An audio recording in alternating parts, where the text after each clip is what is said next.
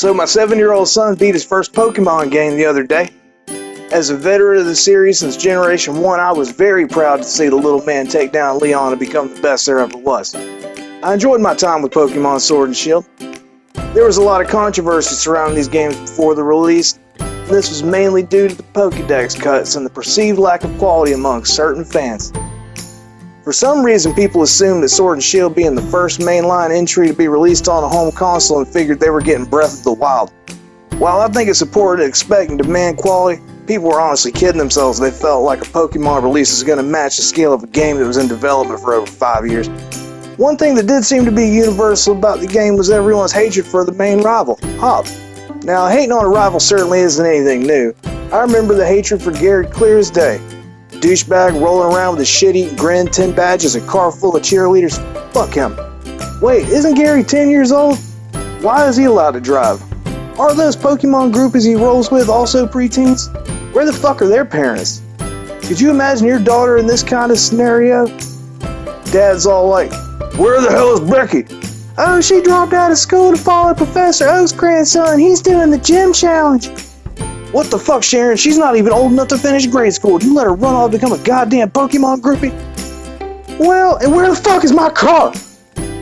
So yeah, Gary was a dick. Fuck Gary. It felt good to hate on him because he was a massive tool. Hop is just kind of a nuisance. He's a little annoying. Honestly, he really wasn't that bad. A lot of the hate seems to come from the constant interruptions, but I reckon people just exaggerated about how intrusive he was.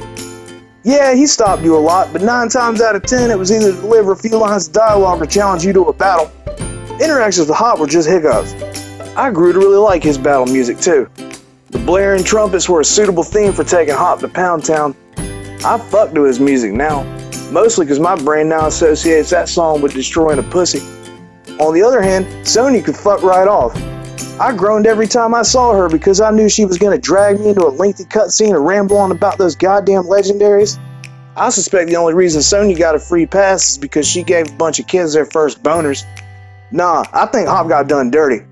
I think players spent too much time getting frustrated at his little interruptions without even considering what it must like to actually be him. Let's dive a little deeper and peel back some of those layers. First, it's established early on that Hop's older brother Leon is the undefeated champion, the greatest in the region's history. Also, he's got goddamn Charizard, man, come on. According to some random GameFAQs thread I found, Leon has been champion since he was 10 years old. Furthermore, he's been champion for 10 years, meaning he has been on the top for Hop's entire life. This might not be accurate now, I don't fucking know, I don't really care. Anyway. So, we know Hop's living under his brother's shadow for his entire life. Did you see that big ass fucking house?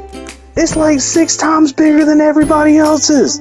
They have a private Pokemon battling court. They've got what seems to be the only home grill in the region. Leon has an entire wall filled with flat-billed hats. Just look at Leon's room. He has a display of those stupid ass flat-billed hats on each wall. He has more flat-billed hats than Kevin Federline. You see all those logos on his cape? Hop's family is stupid fucking rich, and it's all thanks to his big brother. He's responsible for the roof over Hop's head and the clothes on his back. He is setting out on a journey at the same time that his legendary brother did. You know the expectations and pressure to succeed are sky high. So what happens?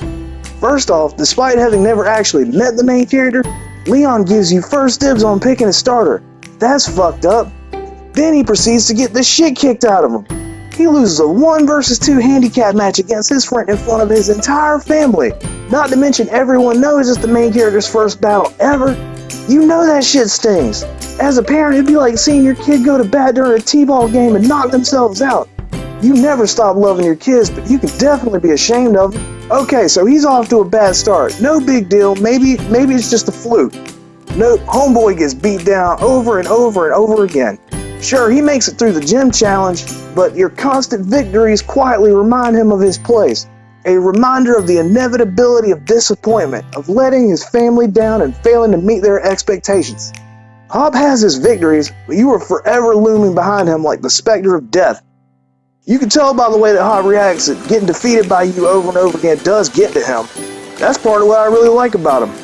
It shows people, especially the youngest, that it's okay to be disappointed. But what really matters is how you process that disappointment and pick yourself back up. Even after losing, Hop is always smiling. He always manages to walk away with his integrity. This is especially impressive in light of his circumstances. Like I said, he's already contended with nearly impossible expectations. If you didn't exist, then he would almost certainly would have made it to the finals. You came along and fucked all that up. You ride in on your dark horse and topple his whole family empire. We can tell by the large house and the wall of decorative douchebag flat-billed hats that Leon's family likes money. They've grown accustomed to the lifestyle and the privileges that come along with having a champion in the family. Well, that gravy train's fucking over now. It's time for Leon to get a real job. Oh wait, never mind. He's just gonna dedicate his time to his Battle Tower startup where he can dress like a goddamn circus ringleader. Keep in mind that these tower battles aren't televised and they are not performed in front of enormous crowds.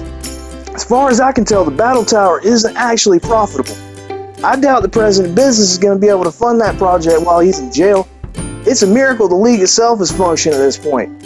Not to mention, there is an alarming lack of sponsorships on Leon's stupid-ass Siegfried and Roy outfit fucking Ringling Brothers bullshit.